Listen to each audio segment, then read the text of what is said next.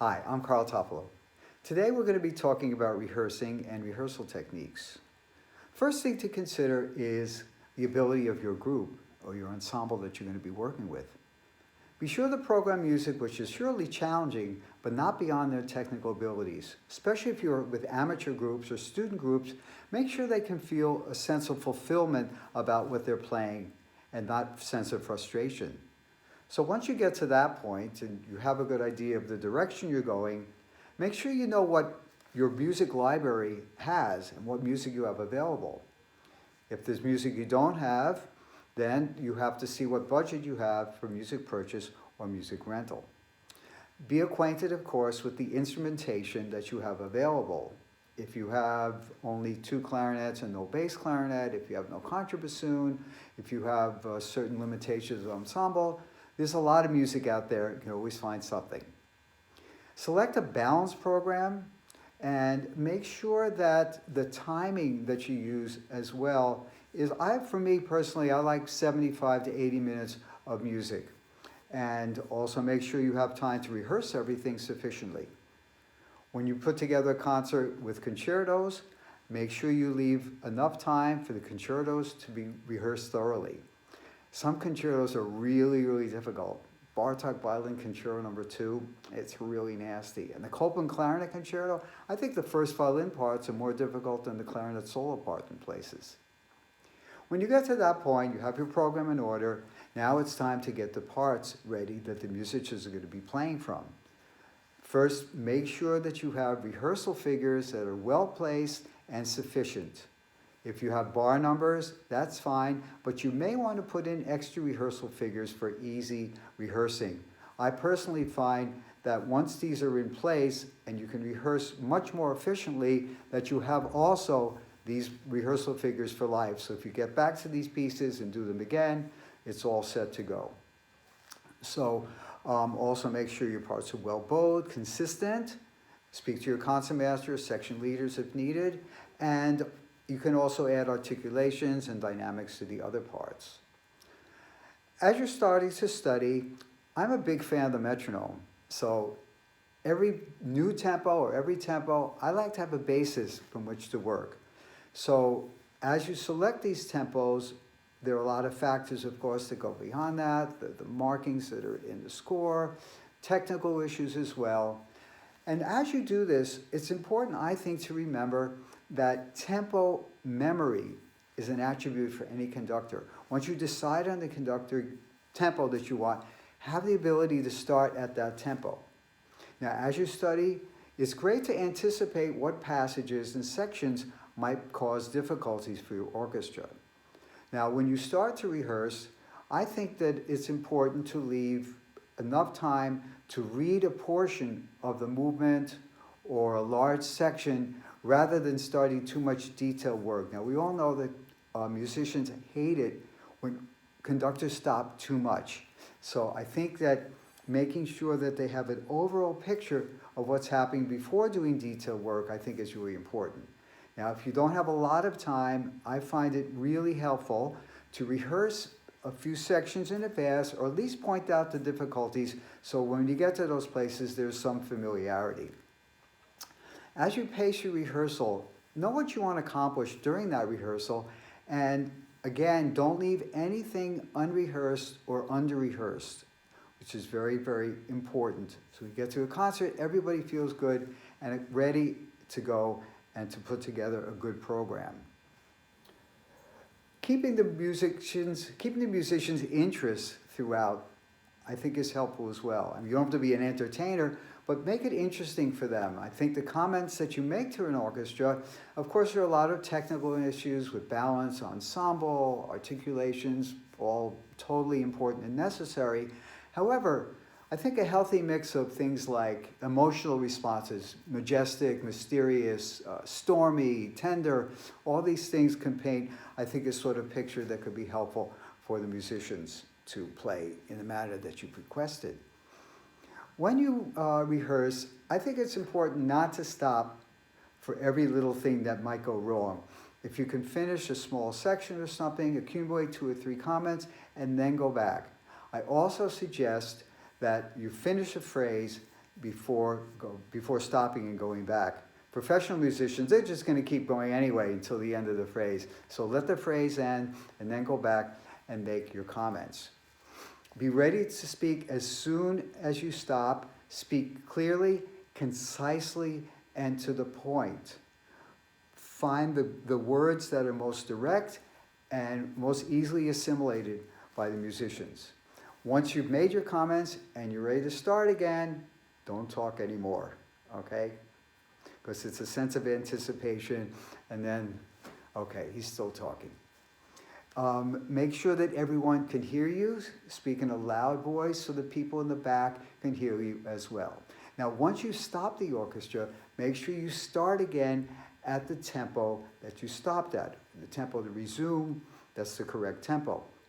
Now, focus on the problem that you just corrected or you just worked on, and don't go back too far because that can dilute the reason that you stopped in the first place. And don't be a da capo conductor. Every time something goes wrong, oh, let's go back to the beginning. Frustrating for sure for the musicians. So once you've made these comments, if you can reinforce what you said with your gestures, I think that's really, really helpful, especially if there's a day or two between rehearsals. Now, if you have a dress rehearsal, for example, and you don't want to stop, I think putting in a post-it note or a card to those places that you can then go back and work on, rather than get to the end of a movement or a section, and then fumble back and try to figure out what you want to work on. Of course, there are a lot of things that we work on as conductors. Balance, of course, articulation, pitch, sound quality, ensemble, atmosphere, phrasing, color. Know at what point in rehearsal you can start making more subtle requests once a lot of the basics are in place. Now, a few general comments. Again, address the whole orchestra and not just the front of the string section. Be comfortable to give compliments, but not platitudes. Be honest, but make sure that your comments are supportive. And if you stop, it can say something positive before you make your comment, even better. I think it's important to work with all the sections of the orchestra, and the brass and the percussion need to be told more than you're too loud. With the case of percussion instruments, the type of instrument, the type of stick that they select, there's plenty. The brass, intonation, feeling for chorale, balance, all these things are really, really helpful. I think that the job of the conductor really, basically, is to listen. Listen to the orchestra. Don't worry about painting the most beautiful pictures with your arms and your hand. That's great. But listen, listen, listen. I can't stress that enough. And it's great not to have players sit around. If you can dismiss players early, that's fine. And if you have 2.5 hours and you find you have 5 minutes at the end, let them go early. They'll be just as happy. And also the day of dress rehearsal, make sure that you don't exert too much for the orchestra to lose a sense of stamina. Brass players especially, when you have a situation where the rehearsal is close to the concert, they have to be able to pace themselves. A few things I find of interest is the choice of words. I like to use let's and we rather than I, or I need, or I want, or it should be like this. The sense of a collective effort, I think, is really helpful. For me, I sing to the orchestra a lot what I want to hear. Just a very small example, Beethoven 5, the second theme, da-dee-da-da-dee-da-dee-dum. To sing the phrase and the direction you want to go, I think, is really helpful rather than over-explaining. When you talk to the string section, now if you're not a string player, you have to be careful. Sometimes a little knowledge is a dangerous thing. Make sure that whatever comments you make sense to them. You don't want to be suspicious about, well, this guy really doesn't understand string instruments very well. Don't be afraid to speak to your section leader, your concertmaster, if you need assistance with the type of sound that you're looking for, or of course the type of bow stroke, of what part of the bow to play in. Understanding the instruments of the orchestra is so important. One example I like to use is when you see the note G above the staff for horn, like in the Mozart 5 Fifth Violin Concerto, that G looks innocent enough, but it's a high B for an F horn, which is a really high written B for an F horn. Concert E, that's a really high note. So you have to just be aware of these tendencies. Low notes on the oboe, low B flat. Those are very difficult to produce quietly. High notes on the clarinet example. So there are various issues and things that you have to understand about instruments are very, very helpful. When you go ahead and have to work on intonation for wind and brass players, I think you have to be very, very careful. And rather than say, you're sharp, you're flat, put together chords. I like to do with root, fifth, and third. And if it's a major chord, the third can come down a couple of cents, and to lock in that intonation. Now that's only for that moment, but it will give the players a sense when they get to that place again to be able to put the pitch together successfully. If it's possible, record your rehearsals and review them in the privacy of your own study.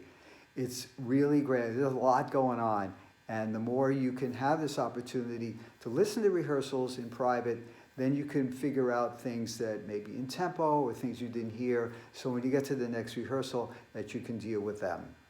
I think for me, identifying with the musicians is really, really important. In other words, put yourself in their shoes and ask yourself these questions. If I were playing right now in orchestra, would I want to be led by me? Are my gestures clear?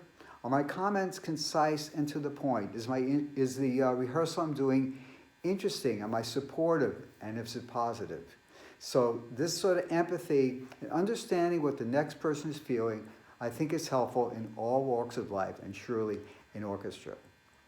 And one of my new credos is, be the musician's advocate. Help them out. Put yourself in a position where you're supporting them and you're doing everything positive to create a great atmosphere to produce a wonderful concert. Thanks so much.